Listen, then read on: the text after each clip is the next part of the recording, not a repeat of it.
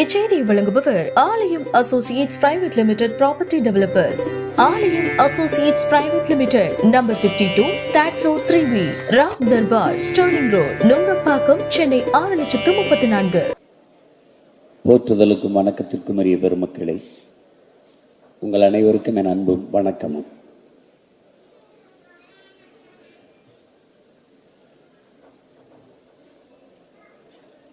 ஏதுமின்றி சாதித்த ஒரு சாதனையாளனுடைய தன் வரலாற்று நூல்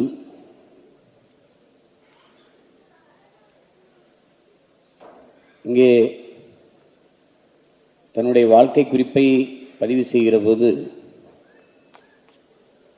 ஒரு தற்பெருமை பேசுவது போல பார்க்கப்படுகிறது.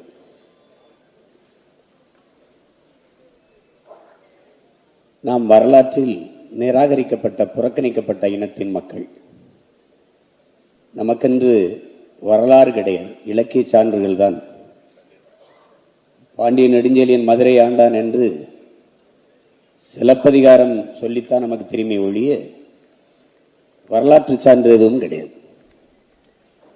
இங்கே பழம்பெருமை பேசுவது என்பது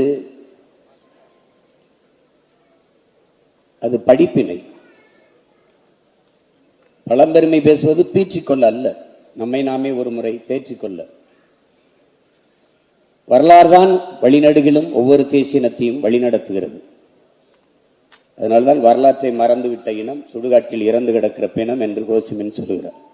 வரலாற்றை படிக்காத எந்த இனமும் வரலாற்றை படைக்க முடியாது என்கிறார் அண்ணல் அம்பேத்கர். இது ஒரு தனி மனிதனின் வரலாறு என்று தள்ளி வைத்துவிட முடியாது. தமிழ் தேசிய இனத்தின் ஒரு பேரினத்தினுடைய வரலாறு, அதனுடைய அடையாளம் என்றுதான் இதை பார்க்க வேண்டும். இங்கே ஒவ்வொரு புத்தகமும் ஒரு விதைநெல் என்கிறார் புரட்சி பாவலர் பாரதிதாசன். ஒரு நெல்மணியைத்தான் நாம் நிலத்தில் விதைக்கிறோம், ஒரு நாற்று தான் வருகிறது. ஆனால் அந்த நாற்றை எடுத்து நிலத்தில் நடும்போது அது 100க்கு குறையாத நாற்றாக பரவி விரிகிறது. ஒரு நெல்மணி பல 100 நெல்மணிகளாக விளைந்து வருகிறது. அப்படித்தான் நம்முடைய போற்றுதற்கும் வணக்கத்திற்கும் பெருமைக்கும் உரிய மருத்துவர் ஐயா பழனிவேல் அவர்கள் இந்த புத்தகத்தை குனிந்து படிக்கும் போது வருங்கால தலைமுறை நிமிர்ந்து நிற்கும் என்பதற்காக நாம் அவருக்கு, ஏனால் கடந்த காலம் தெரியாதவனுக்கு நிகழ்காலம் இல்லை, நிகழ்காலம் தெரியாதவனுக்கு எதிர்காலமே இல்லை. ஒருவன் நிகழ்காலத்தை குனிந்து தேடுகிறான் என்றால் எதிர்காலத்தில் நிமிர்ந்து நிற்பதற்குத்தான். இந்த புத்தகத்தை நம்முடைய ஐயா இப்படி தொடங்குகிறார். நான் ஒரு ஏழை விவசாயி மகன். எனது முன்னவர்கள் எங்கள் மூதாதையரின் வறண்ட நிலத்தில், அது ரொம்ப அந்த வார்த்தையை கவனத்தில் வச்சுக்கணும், வறண்ட நிலத்தில் உழுது விதைத்து வாழ்ந்து கொண்டிருந்தார்கள். அவர்கள் எந்த வறுமையிலும் தன்னுடைய கிராமத்தை விட்டு வெளியேற வேண்டும் என்ற எண்ணமே அவர்களுக்கு இருந்ததில்லை. தூரதேசத்து மனிதர்களை அவர்கள் ஒருபோதும் சந்தித்ததில்லை. பேசுகிற தாய்மொழி தவிர பிறமொழி அவர்கள் அறிந்ததில்லை. அந்த வழியில் வந்தவன் நான். ஆனால் நான் மேலும் மேலும் உயரே செல்ல வேண்டும் என்ற தாகத்தில் என்னுடைய கிராமத்தை விட்டு வெளியேறினேன், என்னுடைய நாட்டை விட்டும் வெளியேறினேன். அங்கே உலகெங்கும் நடந்த பல்வேறு மாநாடுகள், கருத்தரங்குகள் எனக்கு ஒரு புதிய உலகத்தை பார்ப்பதற்கான மகத்தான ஜன்னலை திறந்து விட்டது. அதன் மூலமாக ஒரு தொடுவானத்தை, அழகான தொடுவானத்தை நான் பார்த்தேன் என்று சொல்கிறார். அதிலிருந்துதான் அந்த புத்தகத்தில் வாசல் திறக்கிறது. அதிலே வாழ்த்துறை இருந்த பெருமக்கள், பேரி சால்கி என்கிற ஒரு பெருந்தகை மருத்துவ பெருமகன் நம்முடைய ஐயா பற்றி குறிப்பிடுகிற போது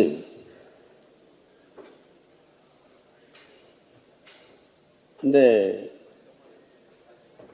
நுண்துளை அறுவை சிகிச்சை நான் அமெரிக்க நுண்துளை இந்த அறுவை சிகிச்சை, அதை இரைப்பை, குடல் நோய், இதற்கான அறுவை சிகிச்சை இதில் நான் தலைவராக இருந்தேன்.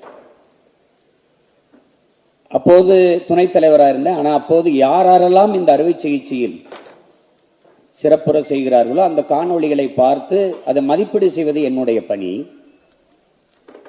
நான் இப்படி பார்க்கிற போது ஒரு காணொளி மிக எளிதாக இந்த நுண்துளை அறுவை சிகிச்சையை கையாண்டு செய்திருந்ததை நான் பார்த்தேன். ஆனால் அது கோயம்புத்தூர்லேருந்து வந்திருந்தது. நான் அப்படி ஒரு பேரை அதுவரை கண்டதே இல்லை, கேட்டதும் இல்லை. அது இந்தியாவில் எந்த பகுதியில் இருக்கிறது என்பது எனக்கு தெரியாது. ஆனால் அந்த மருத்துவரின் பெயர் பழனிவேலு என்று இருந்தது. அதற்கு பிறகுதான் நான் இந்தியாவிற்கு பலமுறை வந்தேன், கோயம்புத்தூர் வந்தேன். அவர் நேரடியாகவே அந்த அறுவை சிகிச்சை செய்கிற அதை பார்க்கிற ஒரு பெரும் வாய்ப்பை பெற்றேன். தேர்ந்த தன் கைகளால் அவர் அந்த அறுவை சிகிச்சை செய்வதை பார்ப்பது ஒரு பேரற்புதம் என்று பதிவு செய்திருக்கிறார்.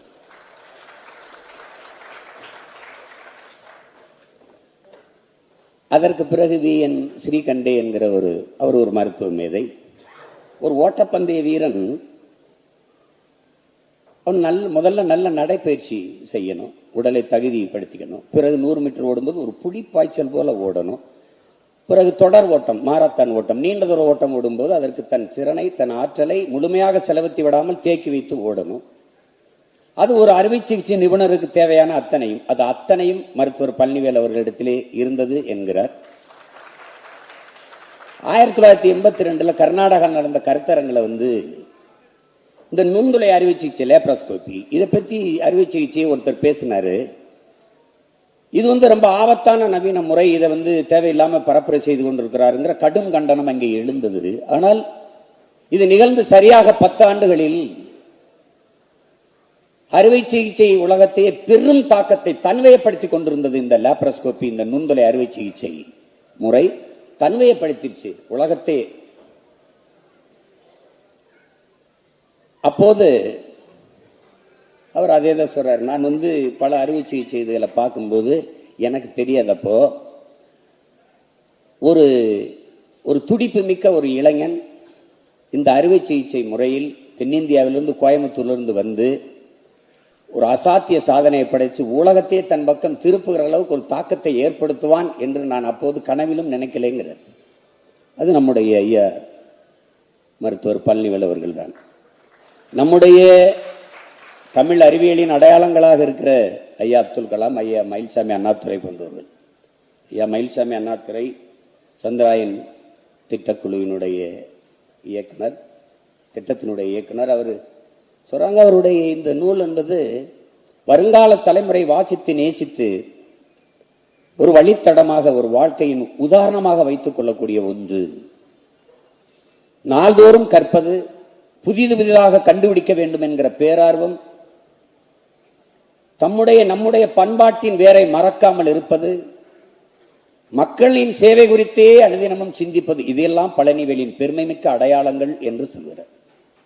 இந்த நூலிலே அவர் பதிவு செய்திருப்பது தன் வாழ்நாளில் அவர் சந்தித்த நெருக்கடிகளையும் உழைத்து உயர்ந்த உயரத்தையும் மக்களின் எளிய மொழியில் பதிவு செய்திருக்கிறார் என்று ஐயா மயில்சாமி அண்ணாதுரை அவர்கள் இந்த நூலை பற்றி குறிப்பிடுகிறார். அதிலே உரைநடை, அதையும் தாண்டி கவிதை நடையில் ஐயா சொன்னதெல்லாம் சில வரிகளில் சில வார்த்தைகளை, சில பக்கங்களை படிக்கும்போது நாம் உறைந்து போவோம். அப்படி பல பக்கங்களில் நான் உறைந்து இருந்தேன். அதிலே ஐயா சொல்லுகிறாங்க, ஒரே மாதிரி அறுவை சிகிச்சை தான், ஒரே மாதிரி தான், ஒரே மாதிரி தினந்தோறும் அதே தான். ஆனால் நோயாளிகள் ஒவ்வொருவரும் புதியவர்கள் என்கிறார். சிகிச்சை முறை ஒன்றுதான், நோயாளிகள் புதியவர்கள். இது அலுப்பு தட்டுமா என்று, இது அலுப்பு தட்டக்கூடிய ஒன்று என்று நான் எப்படி சொல்வது? முழு ஈடுபாட்டோடு செய்தேன், முழு ஈடுபாட்டோடு இந்த பணியை செய்தேன். என்னுடைய கால சிறகுகள் மிக வேகமாக பறந்தது, உயிரை பறந்தது. அதனுடைய சிறகுகளின் நீளம், அந்த சிறகுகள் மிக நீளமானது, மிக வலிமையானது. புத்துணர்வு தரும் காற்றின் திசையில் நீலவானில் பறக்குகிற போது களைப்பு ஏற்பட வாய்ப்பேது என்கிறார். அப்படி செய்கிற தன் வேலையை முழு ஈடுபாட்டோடு செய்கிற ஒரு பெருந்தகை, ஒரு சேவையாக நினைத்து செய்கிற பெருந்தகை நம்முடைய ஐயா பழனிவேல் அவர்கள். அவர் படித்து இந்த இடத்திற்கு நாம் ஒருவர் சாதனையாளரை பார்க்கும்போது பொறாமைதான் வரும். இந்த சாதனையில் நின்று பார்க்கும்போது காஞ்சி பெரியவர் சங்கராச்சாரியார் அவர்கள் சொல்கிறார், ஒருவன் சாதனையை பார்த்து நீ பொறாமைப்படாதே, அதை சாதிப்பதற்கு அவன் கொடுத்த வேலை, அவன் பட்ட வேதனை, அவன் பட்ட துயரங்கள், துன்பங்கள், கஷ்டங்களை ஒரு தடவை பார்த்தீர்கள் என்றால் பொறாமை வராது, பெருமைதான் வரும் என்று. படிப்பதற்கு ஒரு மகன் போராட்டம் நடத்தல, பெரும் போர் செய்திருக்கிறார். அப்படிதான் சொல்லணும், பெரும் போர். 17 வயதில் 8வது சேர்ந்திருக்கிறது. என்னிடத்திலே நேரே சொன்னார், அது புத்தகத்திலும் பதிவு. 17 வயதில் 8வதில் சேர்ந்த ஒரு மகன், வறுமை, அதை தாண்டி உலகத்தில் கற்பிப்பதற்கு ஆகச்சிறந்த பல்கலைக்கழகம் எதுவும் கிடையாது, எல்லாவற்றையும் கற்றுக் கொடுக்கும் வறுமை. அந்த வறுமைதான் இவ்வளவு பெரிய மேதையை, ஒரு மருத்துவத்துறையில் ஒரு பல்கலைக்கழகத்தை நமக்கு உருவாக்கி தந்திருக்கிறது என்றால் அது அந்த வறுமைதான்.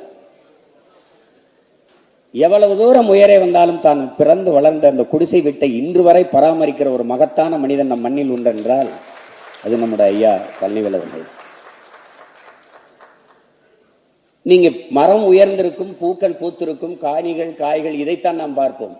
ஆனால் அதற்கு நீர் கொடுத்து உயிர் கொடுத்து தாங்கி நிற்கிற வேறு எவர்களுக்கும் தருவதில்லை, நாம் அதுக்கு நன்றியும் பாராட்டுவதில்லை. ஆனால் மரம் மறப்பதில்லை, பூக்களை அதன் வேரில் தூவி நன்றி செலுத்திக் கொண்டே இருக்கும். அப்படித்தான் நம்முடைய ஐயா பழனிவேல் அவர்கள் தன்னை உருவாக்கிய, படிக்க முடியல, பள்ளிக்கூடத்து வாய்ப்பு இல்லை, மலேசியால படிச்ச கல்வி இங்க தொடர முடியல, இப்ப என்ன செய்யறதுன்னு தெரியல. அந்த நேரத்தில் வையாபுரிங்கிற ஒரு ஆசிரியர், அது நல்வாய்ப்புன்னு சொல்றது, அதிர்ஷ்டம்ங்கிறாங்க, நம்ம நல்வாய்ப்புங்கிறோம், எதிர்பாராத நல்வாய்ப்பு. திடீர்னு நீங்க வா, அதை ஒருத்தன் இடைநிறுத்தம் செஞ்சுட்டான், அந்த வாய்ப்பை உனக்கு தரலான் இருக்கேன், நீ படிக்கிறதுக்கு ரொம்ப ஆர்வமா இருக்க, தினம் வந்து பள்ளிக்கூட வாசல்ல நின்றுட்டு இருக்கியே, உனக்கு கொடுக்குறேன், நீ தொடரு, நீ நிறைய சாதிப்பாய், நான் நம்புறேன் அப்படின்னு சேர்த்துக்கிறாங்க. அதுல சிக்கல். சட்டப்படி மலேசிய கல்வி முறைக்கு நமக்கு நிறைய மாறுபாடு இருக்கு, அதை சொல்லாம சேர்த்தது குற்றம், சட்டப்படி தவறுனா அதையும் மீறி வையாபுரிங்கிற ஒரு மகத்தான மகன் இந்த மானுடனின் வாழ்க்கையில் ஒரு விளக்கை ஏற்றி வைக்கிறார், சேர்த்துக்கிறார். அதுல இருந்து படிச்சு எல்லாம் பியூசியில பேர் நிறைய மதிப்பெண் பெற்றால் மருத்துவக் கல்லூரிக்கு போக முடியல. அதுல ஒவ்வொருத்தரும் அவர் வாழ்க்கையில் ஒரு முன்மாதிரியாக இருக்கிறாங்க, தாக்கத்தை ஏற்படுத்துறாங்க. அதுல குறிப்பா நிலத்துக்கு மதில் வேலி போடணுங்கிறதுக்காக கல் உடைக்கும் போது கல்லில் கையில் அடிபட்டு அது வீங்கிருது, அது பிரச்சனை ஆயிடும். நமக்கு ஒரு மரபு இருக்கு, நம்ம மண்ணில் நம்ம முன்னோர்களுக்கு எது ஒன்றையும் சோசியம் கேட்கணும், குறிகாரன்ட்ட கேட்கணும் அப்படின்னு. அப்படித்தான் தங்கச்சி தனலட்சுமி அவங்க இழந்துடுறாங்க. ஐயா அவர்கள் மருத்துவத்திட்டு கொண்டு காட்டாம இதுக்கெல்லாம் நேரங்காலம் பார்க்கணும், போக வேணாம்னு குறி பார்க்கணும், போக வேணாம்னு சொன்னா போகக்கூடாது, போகணும்னு சொன்னா போகணும். அப்படி தன் தங்கையை இழந்தவர் இதுக்கும் அதே மாதிரி கைக்கு இதெல்லாம் போய் இதெல்லாம் மருத்துவத்தை போவானான்னு குறி சொல்லுதுன்னு சொல்லி கட்டை போட்டு நிறுத்திடுறாங்க. அவருக்கு தாங்க முடியல. அப்ப தன்னுடைய மாமா சின்னசாமியை அவரை கூப்பிட்டு, தன்னுடைய மாமா துரைசாமியை கூப்பிட்டு அவரை நாமக்கல்ல இருக்கிற மருத்துவர் காளியப்பன் போய் காட்டும் போது அந்த காளியப்பன் தான் பெரிய திசைக்கு அவரை மாற்றுகிறார். அவருடைய உருவத் தோற்றம் பாருங்க, எந்த அளவுக்கு வணிகிறார் பாருங்க. சுருள் முடி, வெள்ளை உடை, முகத்தில் ஒரு முடி இல்லை முழுக்க சவரம் பண்ணியிருக்கிறார், கை விரல் நகங்களை எல்லாம் ஒட்ட வச்சிருக்கிறார், அந்த காலணி பளபளப்பா இருக்கு, இதெல்லாம் கவனிச்சுக்காரு. அந்த கொஞ்ச நேரத்தில் அவ்வளவும் கவனிச்சு அவ்வளவும் தனக்குள் வாங்கி அந்த கழுத்தில் தொங்க விட்ட அந்த டெத்தாஸ்கோப் இதெல்லாம் பார்க்கும்போது இவரை மாதிரியே நாமும் ஒரு நாள் மருத்துவர் ஆகணுங்கிற அந்த கனவு அவருக்குள்ளது. அது ஒரு பெரிய தாக்கத்தை அவர்களை ஏற்படுத்துது. அதை பண்ண மருத்துவ கனவா அது தெரியும் உங்களுக்கு. அவர் பெரும்பாடுபட்டிருக்காரு அதில் படிக்கிறதுக்கு. அதுல என்ன கடைசியா சிபாரிசுக்கு நிக்குது.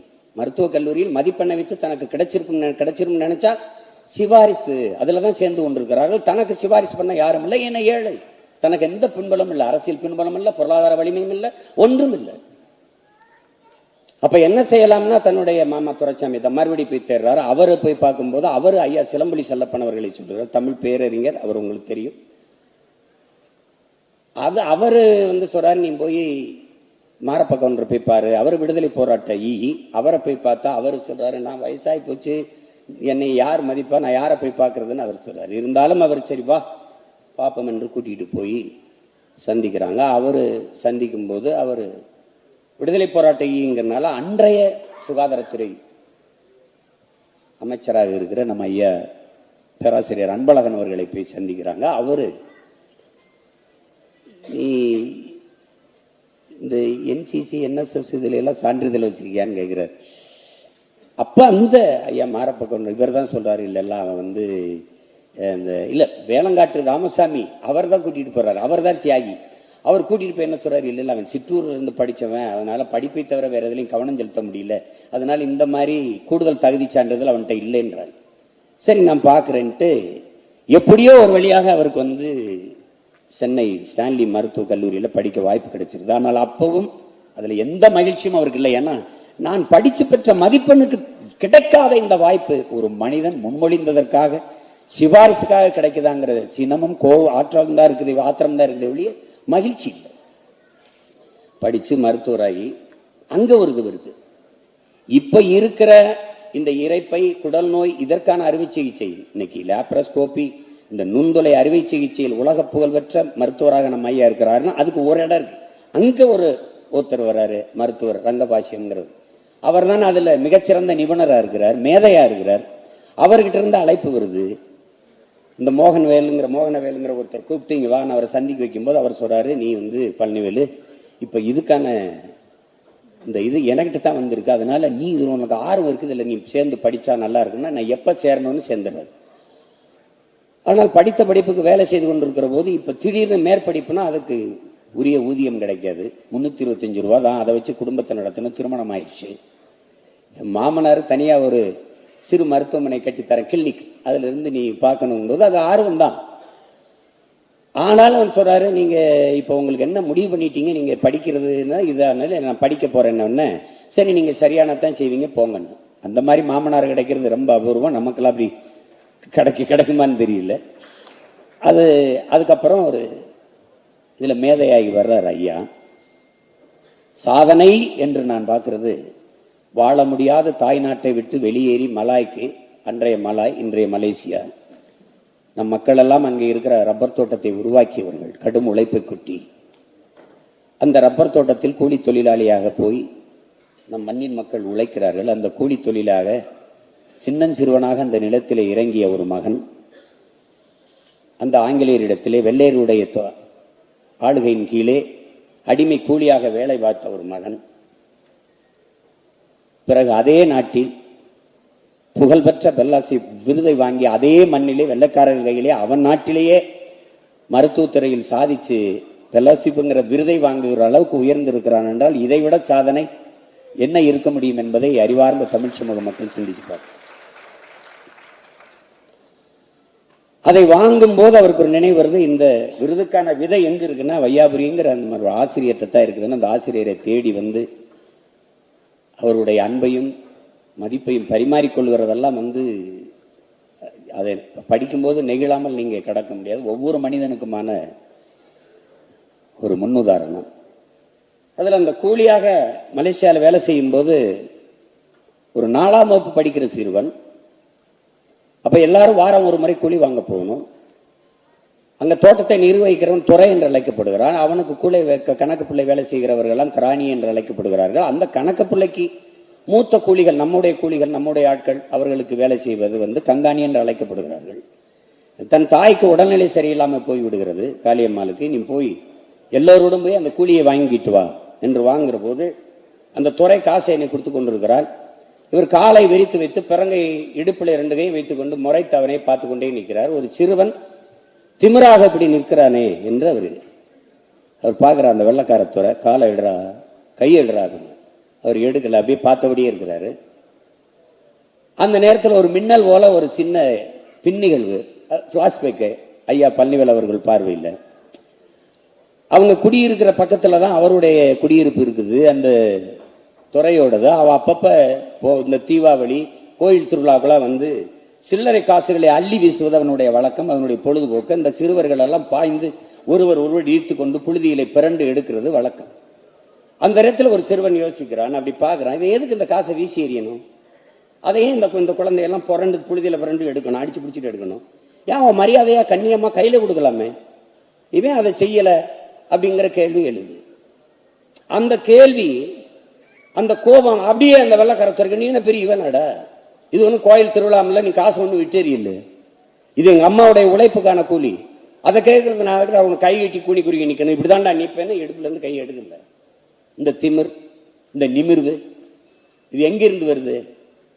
எங்கிருந்து? பரம்பரை மரபின் நீட்சி, பரம்பரை ரத்தம். ஹைதர் அலி மைசூரை தலைமையிடமாக கொண்டு ஆளுகிற போது இங்கே இருந்து கப்பம் வசூலித்துக் கொண்டு போகிறார்கள். கப்பம் வசூலித்துக் கொண்டு போறவர்கள் நம்மவர்கள் தான், நம்முடைய வீரர்கள் தான். குதிரைகளை போய் கொண்டிருக்கும் போது ஒரு சிறுவன் வருகிறான், இளம் வயது சிறுவன், மீசை விட முளைக்கல. குறுக்க மறிச்சு நிறுத்தி வாங்கின கப்பத்தை என்கிட்ட கொடுங்கிறார். அடிச்சு பறிக்கிறார், சண்டைட்டு தோக்கடிச்சு கப்பத்தை பறிக்கிறார். காசை கொடுறார். ஏன் நிலத்திலிருந்து என்னடா உனக்கு கப்பம் போறது? ஏன் நாங்க இங்க போய் மன்னர் கேட்டா என்ன பதில் சொல்றது? போடா போய் சொல்ற. சென்னி மலைக்கும் சிவன் மலைக்கு இடையில சின்ன மலை பறித்து கொண்டேன்னு போய் சொல்றா. அங்க போய் அவன் சொன்ன உடனே அவன் ஹைதர் அலி எத்தனை பேர்? ஒருத்தன். என்ன வயசு இருக்கும்? 19 வயதுன்னு பயந்துட்டான். 19 வயசு உங்க இத்தனை பேர் அடிச்சுட்டான். நான் அந்த பரம்பரை வீரம், அந்த ரத்தம் அப்படி நிமிர்ந்து நிக்குது. அவன் வெள்ளக்காரனா இருந்தானா கொள்ளக்காரனா இருந்தாலும் எவனா இருந்தாலும் கவலை இல்லை நமக்கு. ஒரு ஏழை விவசாயியின் மகன் மருத்துவத்துறையில் சாதிச்சதை பேசிக்கிட்டு, ஒரு ஏழை விவசாயியின் மகன் மன்னராயும் மண்ணையை ஆளுகிற தகுதியை பெற்ற நமது பாட்டன் சின்னமலையின் மரபில் ஒரு மருத்துவத்தை ஆளுகிற மருத்துவராக நம்ம ஐயா வர முடியாதா என்ன? சொல்லுங்க. அதற்கு பிறகு அங்க அவருடைய ஆண்மை திறம், வீரம், இதையெல்லாம் நீங்க பார்க்க முடியும். திருப்பி கல்லூரியில் படிக்கும் போது சுற்றுலா நண்பர்களோட பேருந்தை ஓட்டுநர் வயது முதிர்ந்தவர் மெதுவாக செல்கிறார், ஒரு நிதானமான வேகத்தில், மித வேகத்தில். நண்பர்களுக்கெல்லாம் இவர் வேகமா போகணும், வேகமா போகணும். அதுல ஒரு கொஞ்சம் இந்த கிழவனை 2 அடி போட்டா தாண்டா அவன் வேகமா ஓட்டுவான்ட்டு. வார்த்தை அளந்து பேசு, அளந்து பேசு. நீ சாலமன் விக்டர்னு நம்ம கல்லூரியில் மருத்துவர் இருக்கிறாரு. அவருடைய தாய் உனக்கு தெரியுமா? நம்முடைய கல்லூரியில் மகளிர் விடுதியிலே தூய்மை பணியை செய்கிற ஒரு தொழிலாளி சாலமன் விக்டருடைய தாய். அதனால அந்த மருத்துவருடைய தரம் குறைந்து போயிட்டதா? நீ எப்படி இப்படி குறைச்சு மதிப்பிடுவ? அவர் அப்படி வெளிவா பேசுவ? அவர் நம் தந்தையின் வயதுக்கு ஒப்பானவர். நாம் பத்திரமாக கொண்டு போய் சேர்க்க வேண்டும் என்று நிதானமாக ஓட்டி செல்கிறார். இதே ஓட்டுநர்களுடைய தந்தையாக இருந்தால் நீ என்ன செய்திருப்பாய்? வேற யாராவது ஒருவன் பேசியிருந்தால் நீ என்ன செய்திருப்பாய் என்ற கேள்வி கேட்கிற அந்த என்ன சொல்றது, அந்த மானுட நேயம்.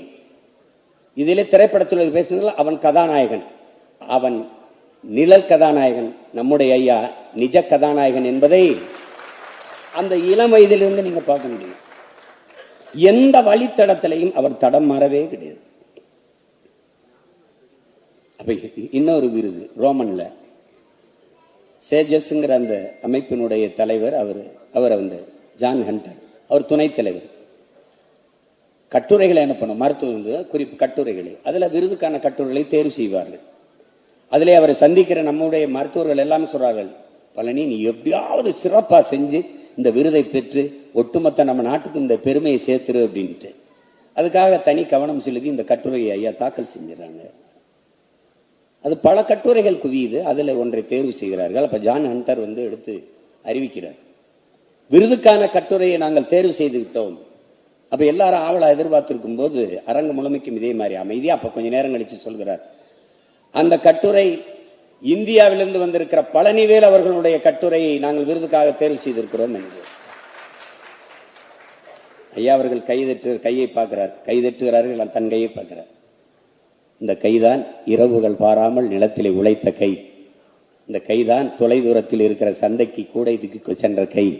படிக்கும்போது யாருமே தன்னுடைய பிற்காலத்தை நினைக்காம இருக்க முடியாது, யாருமே. அப்ப ஆனால் இன்னைக்கு உலகத்தின் உயரிய அங்கீகாரத்தை பெற இருக்கிறது இந்த கை. இந்த கைதான் தேர்வு எழுத விடாமல் விரட்டி அடிக்கப்பட்ட கை. இந்த கைதான் பள்ளிக்கூடத்தில் படிக்க விடாமல் விரட்டி அடிக்கப்பட்டு கூரை வீட்டில் உட்கார்ந்து தவித்துக் கொண்டிருந்த கை. இந்த கைதான் இன்று உலகத்தின் உயரிய அங்கீகாரத்தை பெற இருக்கிறது. இந்த கைதான் அந்த மதில் சுவர் அமைக்கும் போது கற்களை எடுத்துட்டு போகும்போது விரல் அடிபட்டு காயம் பட்டும் போது அந்த விரல் வளைஞ்சிருக்கு. இன்னும் ஐயாவுக்கு விரல் வளைஞ்சுதான் இருக்குது. அதை சொல்றாரு, இப்படி காயம்பட்டு உரிய மருத்துவம் கிடைக்காமல் வளைந்த விரலை கொண்ட இந்த கைதான் இன்று உயரிய அங்கீகாரத்தை பெறப்போகிறது. உடன் நலிவுற்ற அந்திம காலத்தில் இருக்க தந்தையை சரியாக கவனிக்க முடியாமல், வேலையின் காரணமாக சரியாக கவனிக்க முடியாமல் கைவிட்ட கை இந்த கைதான். இந்த கைதான் உலகத்தின் மிக உயர்ந்த விருதை பெற இருக்கிறது என்று எழுதும்போது நீங்க கலங்காத மனிதன் எவரும் இருக்க முடியாது. அவர் ஏன் இவ்வளவு ஈடுபாடு இருக்குதுன்னா, நம்மள ஒருத்தர் அவருடைய சாதனை என் சாதனை, உங்கள் சாதனை, நம் ஒவ்வொருவருடைய சாதனையாக இருப்பதால் தான் நமக்கு இவ்வளவு இனந்தெரியாத மகிழ்ச்சியும் பூரிப்பும் பெருமையும் இருக்கிறது. அப்படிப்பட்ட ஒரு பெருமகன். இங்கே எனக்கு மட்டும்தான் அந்த அனுபவம் இருக்குன்னு நினைச்சேன். என்னுடைய தம்பி அண்ணாமலைக்கும் அது இருந்திருக்குது. நான் ஐயா கிட்ட மருத்துவம் பெற்றவர்கள் நானும் ஒருவன். இதான் எனக்கு கராத்தே பயிற்சி எடுக்கும்போது மூச்சை உள்ளடக்கி பயிற்சி எடுத்ததில் அந்த குடல் இறக்கம் வந்துடுச்சு. அதுக்காக கராத்தே பயிற்சி எடுத்தா குடல் இறக்கம் வந்துடும் நான் சொல்றேன்ட்டு நீங்க தப்பா எடுக்கக்கூடாது. எனக்கு அந்த சதை பகுதி மெல்லிதா இருந்ததுனால கிழிஞ்சிட்டு, அப்ப கூட்டங்கள்ல பேசும்போது இறங்கிக்கும் ரொம்ப கஷ்டப்படுவேன். அப்படி ஏத்தி நீடும்போது ரொம்ப கஷ்டப்படுவேன். அப்ப எல்லாரும் சொல்லி, தம்பிக்கு சொன்ன மாதிரி தான், அண்ணாமலைக்கு சொன்ன மாதிரி தான், எனக்கு கோயம்புத்தூர்ல ஜெம் மருத்துவமனைக்கு போங்கன்னா ஐயா எனக்கு மருத்துவம் செஞ்சாங்க. அந்த நுண்தலை மூலமாக தான் எனக்கு. அப்ப நான் மருத்துவம் முடிச்சுட்டு அப்ப போகும்போது நான் ஓய்வு போறேன், திருப்பி வீட்டுக்கு போறேன். அப்ப உனக்கெல்லாம் சரியாயிட்டு, நீ மறுபடியும் போயிட்டு ஒரு மாசத்துக்கு கொஞ்சம் ஓய்வுல இரு, மறுபடியும் போய் கடுமையான பயிற்சியில மட்டும் செய்யாத, மற்றபடி போய் எல்லா வேலையும் பாருன்னு அனுப்பிட்டாங்க. அப்ப பணம் கட்டிட்டு நான் வீட்டுக்கு செல்லணும். கட்டண தொகை எடுத்துட்டு வராரு, போறேன். இங்க கட்ட போறாங்க. இல்ல ஐயா உங்களை கூப்பிடுறாங்க போங்கன்னு உள்ள போனோன்னா, நீங்க மருத்துவம் செய்யறது உங்க அம்மாவுக்கு தெரிஞ்சிருச்சு. அதாவது அம்மா ஐயாவோட மனைவி ஜெயா அம்மாவுக்கு தெரிஞ்சிட்டு, அவன் ஒருத்தன் தான் இருக்கான், அவன்கிட்ட காசு வாங்கி அசிங்கப்படுத்தாம அனுப்பிவிடு அவனை. உங்க அம்மா அனுப்பிவிட சொல்லிட்டா, நீ போ, உடம்பு பார்த்துக்க, வேற ஏதாவது எனக்கு கூப்பிடுன்ட்டு அனுப்பிட்டாங்க. அப்ப நான் சொன்னேன், என் தம்பி என் அன்புடைய இளவல் செந்தில் இருக்குதாரு, ஐயாவுடைய மருமகன், நாங்கெல்லாம் சுத்தி பார்க்கும்போது நான் சொன்னேன், செவிலியர்கள் எல்லாம் நம்மாளுகள் அல்ல. அப்ப இதெல்லாம் இன்னும் அவுட்டு ஆபரேஷன் தியேட்டர் அப்படி இருந்தது, அறுவை சிகிச்சைகம்னு இல்லை, உள்ளே வெளியே அப்படிலாம் இல்லை. அப்ப நான் சொன்னேன், இதெல்லாம் தமிழ்லையும் எழுதி ஆங்கிலத்திலும் இருக்கலாமே அப்படின்னு. திருப்பி நான் மருத்துவமனைக்கு போனேன். இங்கு பார்த்தாலும் நம்ம முகங்களா இருந்தது, நம்ம தங்கச்சிகளா இருந்தாங்க செவிலியர்கள். பிறகு உள்ளே வெளியே, அதுக்கப்புறம் இன் அவுட் இதெல்லாம் எழுதியிருந்தது. இந்த பையெல்லாம் சொல்லி நம்ம கேட்கணுமான்னு எங்க ஐயா நினைக்கல. ஏன்னா எனக்கும் அவருக்கும் வருது ஒரே ரத்தம், தமிழ் ரத்தம்ங்கிறதுனால தன் தாய்மொழியை நேசிக்கணும்ட்டு செஞ்சவர். அது ஒண்ணுதான். நீங்க எப்பவுமே இந்த தன் வரலாறு எழுதுறது நம்ம எல்லாருக்கும் ஒரு தயக்கம் இருக்குது. அது எதிர்கால தலைமுறைக்கு எவ்வளவு பெரிய, நம்மளால முடியாது அவ்வளவுதான் எண்ணுகிற எல்லோருக்கும் ஐயாவுடைய வாழ்க்கை வரலாறுங்கிறது மிகப்பெரிய வழிகாட்டுதலா இருக்கும் நான் நினைக்கிறேன். அப்படி பார்த்தா நீங்க சாதனையாளர்கள், தமிழ் இனத்தில் இருக்கிற சாதனையாளர்கள், அந்த முன்னோர்களெல்லாம் நீங்க பாருங்க, எவ்வளவு கீழே இருந்து வந்திருப்பாங்கன்னு பாருங்க.